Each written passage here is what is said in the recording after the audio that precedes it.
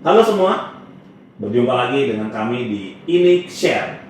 Ya, pada acara kali ini acara spesial bulan Ramadan, yaitu adalah Ngabubur IT. Mantap ya? Mantap ya. Oke, di sini ada saya ya sebagai apa ya? Sebagai narasumber, bukan narasumber, saya yang bertanya-tanya sekarang ya. Minggu lalu saya sebagai narasumber, sekarang saya yang bertanya-tanya ya. Oke ya. Perkenalan, nama saya Nazar Firman Pratama ya. Saya di sini juga sebagai instructor ya, dan kebetulan ada bintang tamu kita ya, bintang tamu yang mungkin sudah banyak eksis di YouTube Inik Sindo Bandung ya. Salah satunya adalah Icun ya. Kang Icun ya, atau Isan ya, gitu ya. Nah, kebetulan narasumber kita ini memang sering mengajar berhubungan dengan data, ya, betul ya? Betul sekali. Oke, Kang Icun, silakan Kang Icun, boleh diperkenalkan dulu Kang Icun. Oke, jadi perkenalkan semuanya, nama saya Muhammad Iksan. Saya di Sido Bandung itu sebagai instruktur di bidang data sih banyaknya ya. Gitu. Di bidang data ya. Nah, jadi kebetulan lagi banyak rame nih ya masalah data ya. Benar. Apalagi kalau kita ngomongin masalah kripto gitu ya, cryptocurrency ya, wah ada emerging data tuh banyak banget gitu ya, blockchain ya. Nah, gitu. Kebetulan untuk acara Inik Share kali ini kita akan bahas mengenai NFT. Bukan kepanjangan nama saya. Nazar Firman Pratama ya, itu bisa jadi kepanjangan NFT ya. Jadi NFT ini lagi rame-ramenya nih di Indonesia tuh booming ya, digoreng. Ya kan, ada digoreng ya oleh beberapa influencer gitu ya, sehingga rame banget nih ya, non fungible tokennya gitu ya. Jadi NFT ini ya karena digoreng isunya menjadi booming ya di Indonesia. Nah, sebetulnya NFT itu ya mungkin pemirsa YouTube di sini itu netizen gitu kan ingin tahu nih gimana sih NFT itu gitu ya, cara kerjanya bagaimana, terus sisi baiknya gimana, sisi gelapnya gimana, terus keamanannya bagaimana ya kan. Karena kalau kita beli nih aset ya, digital aset nih di NFT itu aman nggak, beda nggak? Nah, apa sih yang bisa membedakan satu aset dengan aset yang lain? Ya mungkin belum banyak orang tahu nih gitu kan, belum ada literasinya nih kan. Kalau kemarin rame-ramenya tuh di Twitter ya, di Instagram banyak yang upload malah KTP ya enggak? Ya itu kan harusnya salah tuh, nggak boleh tuh kan? Ya, jadi sebetulnya NFT itu apa? Coba jelaskan Kang Icun. Oke, jadi gini ya, mungkin untuk pengertian NFT saya skip dulu ya. Jadi saya langsung ke mengapa sih si NFT harganya bisa semahal itu gitu ya. Nah, jadi gini, suatu barang ya bisa mempunyai harga itu berarti kan ada perhitungan bahan bakunya. Terus mungkin orang-orang yang mengerjakannya siapa gitu kan. Jadi kan dia bernilai ada harganya gitu si barang itu. Nah, tapi yang terpenting ya dalam suatu barang kan berarti harus mempunyai value ya. Value, betul. Value ya. Apalagi kan contohnya di NFT yang kita omongkan banyaknya sih karya seni ya. Karya seni. Value karya seni itu bisa jadi misalnya foto nih ya, atau lukisan dari letak penempatan gambarnya, komposisi warnanya. Berarti kan orang mencari itunya ya. Bukan seperti bahan bakunya mungkin nggak terlalu dipikirkan lah.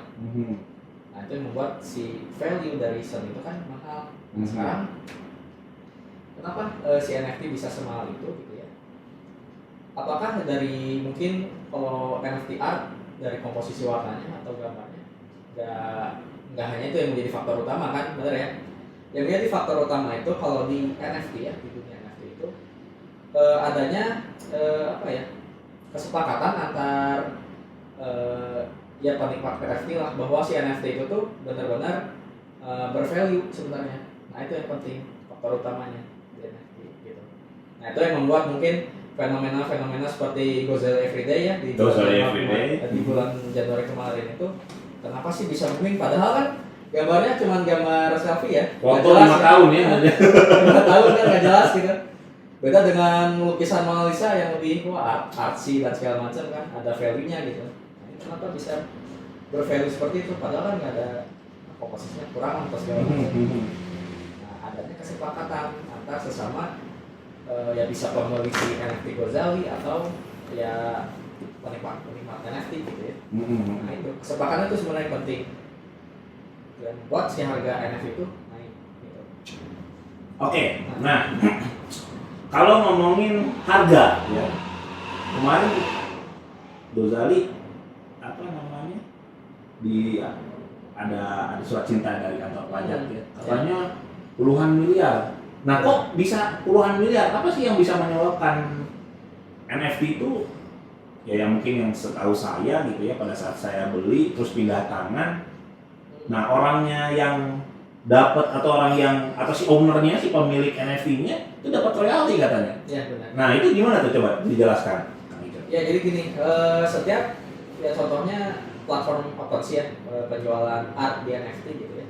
Setiap pembelian NFT itu si pemilik emang nggak mendapatkan semua, cuma dia mendapatkan royalti setiap pembelian. Saya nggak tahu tuh persenannya berapa, tapi emang ada persenannya itu. Jadi semakin banyak transaksi, ya, contohnya si Ghazali semakin banyak transaksi di fotonya, gitu, itu semakin banyak dia mendapatkan uangnya sebenarnya gitu. Ada persenannya. Ya, saya sempat baca ada tergantung ininya ya, tergantung apa namanya wadahnya ya, kayak tadi ada OpenSea dan sebagainya. Itu tergantung ya, ada yang sampai 8% gitu ya royaltinya dan sebagainya. Nah biasanya NFT itu kegunaannya untuk apa nih, selain kan kalau banyaknya art ya, terus juga ada lagi yang lain, apa aja kan itu? Nah sebenarnya yang selain art gitu ya, yang paling mencolok di NFT itu sebenarnya DeFi-nya ya, decentralized finance-nya, sistem itunya ya. Jadi di sini memungkinkan di dalam decentralized finance itu kita membangun sebuah ekosistem baru, contohnya game. Ya hanya art karena itu ada game juga, dan mungkin sebagai apa ya, alat pembayaran mungkin karena yang dipakainya kan smart contract-nya tuh bisa jadi gitu. Mungkin itu sih contoh lainnya. Oke, berarti selain NFT yang dijual di market ya, itu juga ada gaming gitu ya, ada trading. Mungkin bisa ngarah ke trading gitu ya. Terus yang ramai ada social token katanya. Social token? Ya, social token itu yang fungsinya adalah untuk apa ya, kalau saya sempat baca-baca ya, social token itu booming untuk meningkatkan apa ya, kalau misalnya social token itu kan dibangun oleh artis, komedian gitu-gitu ya, dengan artis. Terus fungsinya adalah apa ya, lebih trust lah, lebih percaya, atau bisa jadi community gitu. Katanya ada juga nih apa namanya berhubungan dengan social token yang mungkin baru-baru ramainya saat ini gitu. Ya, social token ya. Jadi emang social token kan yang membangunnya itu mungkin artis-artis, influencer gitu. Ya, betul. Dia membuat token itu tuh dengan tujuan mungkin meningkatkan influence dia ya, di dunia entertainment atau segala itu ya. Tapi di sini yang mungkin saya sih melihatnya sisi gelapnya. Sisi gelap, gimana sisi gelapnya? Contohnya kasus koin. Gimana tuh? Nah itu kan memang warna hijau ya. Awalnya kan wah booming gitu. Booming. Orang-orang membeli karena demand-nya tinggi ya, harganya pasti tinggi juga. Nah tiba-tiba turun tuh, atau istilahnya kalau di dunia crypto tuh dirangkul ya. Dirangkul. Jadi sebenarnya yang mempunyai aset koin itu ya, yang punyanya developernya itu bisa aja dia mengambil apa namanya itu market cap-nya diambil semua itu dirangkul, makanya si value-nya tiba-tiba koinnya nol kan nilainya, bisa kayak gitu. Contohnya yang selain yang sih nggak terlalu dirangkul ya, masih ada turunnya dikit lah. Squid Game dalam hitungan detik tiba-tiba nol gitu kan. Nah itu yang bahaya sebenarnya sih. Bahaya ya, berarti kalau di garis bawahi, kalau kita ngomongin tadi NFT itu bisa dipakai untuk trading dan sebagainya, ini adalah trading gitu ya. Bisa jadi karena asetnya fluktuatif gitu ya, itu tadi bisa dirangkul dan sebagainya, ini juga membahayakan ya bagi investor. ya sisi gelap berarti ya, netizennya itu sisi gelap. Ya mungkin untuk menaikkannya cepat ya social token ya, betul ya, karena ya namanya juga artis influencer udah punya banyak apa tuh followersnya ya, luar biasa. Mungkin naiknya cepat, turunnya juga cepat mungkin ya, gitu. karena apa namanya kurang tujuannya nggak jelas. Kadang-kadang kan harus bikin koin, bikin NFT dan sebagainya kan kita harus punya tujuan yang jelas gitu ya, benefitnya apa harus dijelaskan kan, benefit dalam penggunaan koinnya, dalam penggunaan NFT dan sebagainya itu harus jelas kan gitu ya. Kalau nggak jelas ya akhirnya ya meluncur ya, boncos jadinya kan gitu kalau ngomongin masalah trading gitu ya. Nah kalau NFT sendiri ini kan kebanyakan, kalau kemarin apa Gozali ya, kita ngomongin Gozali itu katanya dari NFT terus nanti di convert menjadi Ethereum katanya. Ya. Nah selain Ethereum apa lagi tuh? Network NFT sebenarnya banyak ya. Contohnya seperti Binance, terus Solana. Mungkin yang populer dua itu sih. Tapi di sini yang paling mahal tarifnya memang gas fee-nya. Jadi gas fee itu apa ya? Nah ini buat para netizen ya. Gas fee itu gini. Setiap kita melakukan transaksi di blockchain ya, atau ya kita transaksi NFT lah ya, kita tuh harus memberikan ibaratnya biaya apa ya, ongkir lah. Bisa dibilang ya buat aja gitu ongkir. Gas fee. Jadi setiap kita mentransfer, misalnya saya ngirim NFT ke bapak ya, itu ada gas fee-nya yang dibayarkannya tuh ke si yang punya networknya, si Ethereum-nya. Oh, jadi yang punya network itu dapat fee dari konten ataupun dari digital aset yang dimasukkan ke dalam platformnya gitu ya. Oke, berarti ada fee-nya. Fee-nya berapa persen? Wah itu beda-beda sih. Beda-beda ya? 5%. Beda-beda sih, tiap network juga beda-beda, jadi ya relatif lah. Relatif, oke. Ya. Kalau saya lihat yang kayak royalti itu benar ya, kurang lebih ya 8%-an lah kalau nggak salah ya royalti itu ya. Jadi pada saat setiap pindah tangan ya, betul nggak? Benar. Pada saat setiap pindah tangan ya, dari tangan satu ke tangan yang lain, itu nanti si pemilik NFT gitu ya, digital asetnya itu akan dapat royalti sebanyak kurang lebih 8% katanya gitu ya. Kalau menurut apa namanya beberapa sumber yang gitu ya. Tapi berbeda-beda ya, ada platformnya ya, tergantung platform. Jadi setiap NFT-nya kejual gitu ya, lumayan dia dapat royalti ya gitu. Nah, kalau kita ngomongin keamanannya nih, Kang Icun, gimana nih keamanan aset NFT ini kan? Kan kalau tadi lihat ada sisi gelapnya juga nih, tapi juga kan secara realnya kita nggak pegang gitu loh. Ya. Nah, gimana nih keamanan dari NFT ini gitu?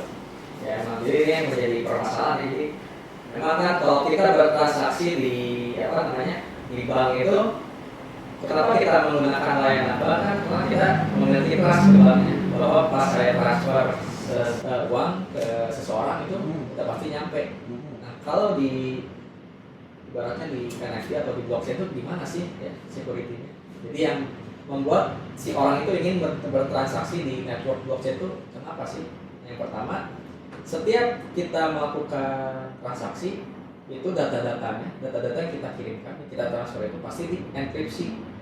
Dan katanya sih di artikel ya, sangat tidak mungkin kita menghack sebuah apa namanya itu kriptografinya ya di dalam network blockchain, katanya sih seperti itu. Tapi ada aja sih apa namanya kejadian hacking gitu ya. Contohnya di game Axie Infinity ada sebuah akun yang katanya dibobol. Jadi aset-aset kriptonya diambil. Aset kriptonya diambil gitu ya. Kayak pernah dengar siapa gitu ya yang aset kriptonya diambil? Kayaknya ada ya? Ada orangnya kayaknya ya. Mungkin ada di sekitaran kita. Ya kasihan banget ya. Udah ngumpulin lama-lama ya, terus di-hack ya. Nah itu kenapa tuh? Gimana tuh? Apa tuh, malware kah atau apa yang bisa apa namanya NFT-nya itu lenyap gitu ya seketika gitu? Sebenarnya si NFT-nya itu bukan lenyap di networknya ya, tapi di genggaman si pemiliknya. Bisa gini, kan si aset kripto itu disimpan di namanya apa? Wallet. Digital wallet. Digital wallet. Contohnya MetaMask. Nah, si MetaMask itu tuh sebenarnya sangat inilah untuk security mungkin dibilangnya masih apa ya? Masih terlalu gampang lah dibobol. Apalagi kalau dibobolnya lewat apa ya? Trojan gitu. Diambil gitu. Tiba-tiba si hackernya tinggal transfer wallet yang ada di pemiliknya ke wallet dia, itu gampang banget kalau di MetaMask itu. Oh, oke. Jadi nggak ada tambahan enkripsi dan sebagainya. OTP nggak ada, MetaMask. Cuma masukin password, masuk, beres. Mungkin itu ya kejadiannya, mungkin dari malware, bisa jadi ya malware yang nyusupin ke sebuah device, handphone ataupun mau desktop gitu ya. Terus ya masang apa atau ada link dan sebagainya, diambil lah passwordnya gitu ya. Nah, maksudnya dicek ternyata lumayan ya, poinnya $100 gitu kan. Asik lah.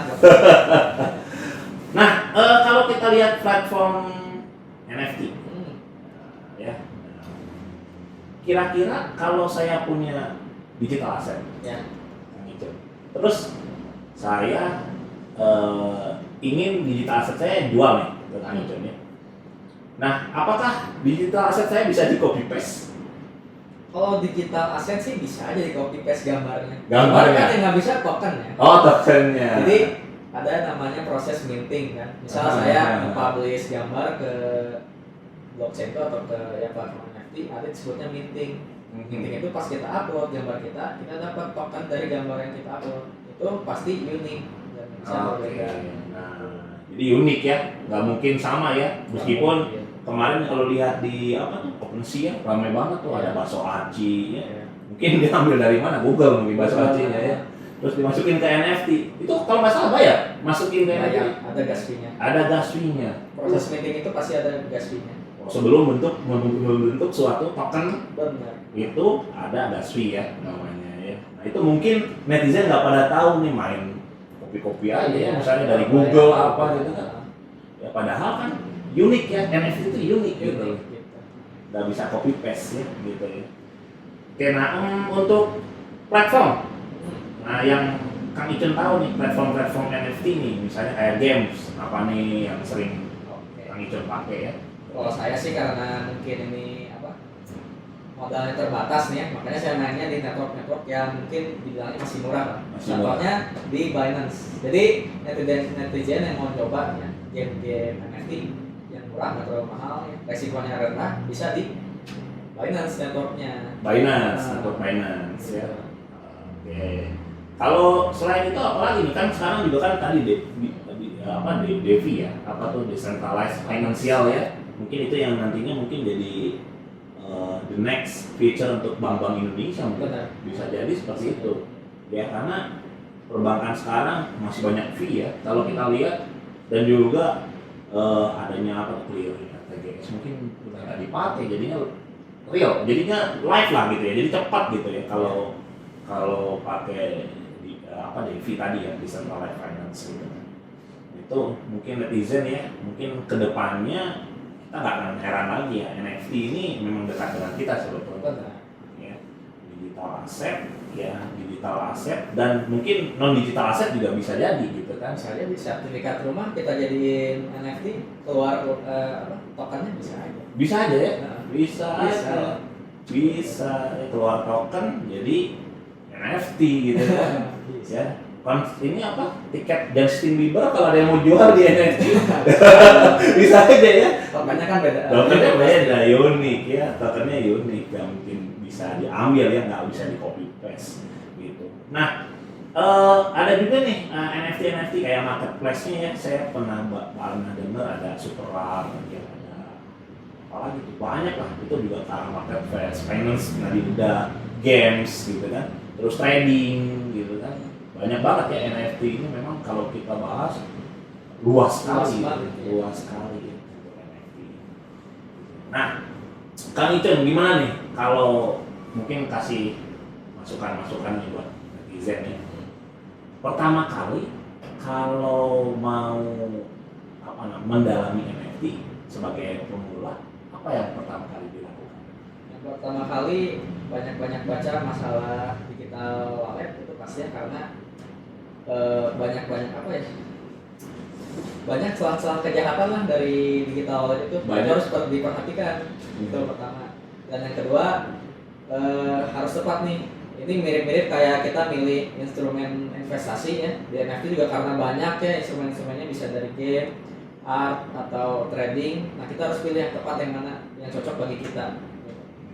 Bukan yang gitu ya, yang investasi bodong, bukan ya? Bukan. Kayak kamu itu binary affiliate apa?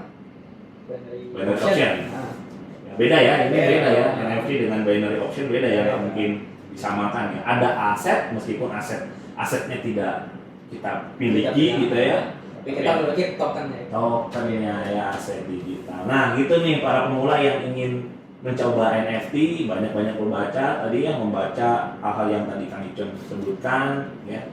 Lalu juga tadi apa tuh, ada smart contract tuh Kang Icun. Apa tuh smart contract tuh, menarik banget tuh. Smart contract mungkin gini, contohnya gini ya, kalau di dunia real ya, kita beli rumah kan pasti kan notaris. Kita tanda tangan kontrak segala macam, tanah, surat kan ke notaris secara fisik. Nah, itu kan mungkin membutuhkan waktu yang lama ya, kalau di notaris bisa berminggu-minggu, berbulan-bulan. Nah, kalau di smart contract itu sistemnya sama kayak kita kan notaris gitu ya. Nah, kita taruh price-nya berapa, nama tokennya berapa gitu ya, kayak apa gitu. Nah, itu dalam hitungan mungkin nggak sampai sejam sih. Siapa yang mempublish, Kang? Jadi itu tuh kontraknya udah dibuat secara otomatis lah ya. Otomatis. Otomat gitu. Otomat nanti di apa namanya, di apa tuh namanya tuh, kayak di OpenSea, di generate-nya nanti di mana? Di OpenSea gitu atau di sebelumnya? Di network masing-masing blockchain ya, misal di Ethereum ada smart contract ya. Di Binance juga ada. Nah, kita juga bisa men-track tuh si smart contract yang kita generate itu. Ada kalau di Binance namanya bscscan.com. Nah, terus kalau di Ethereum adalah Ethereum juga sama kayak bscscan gitu.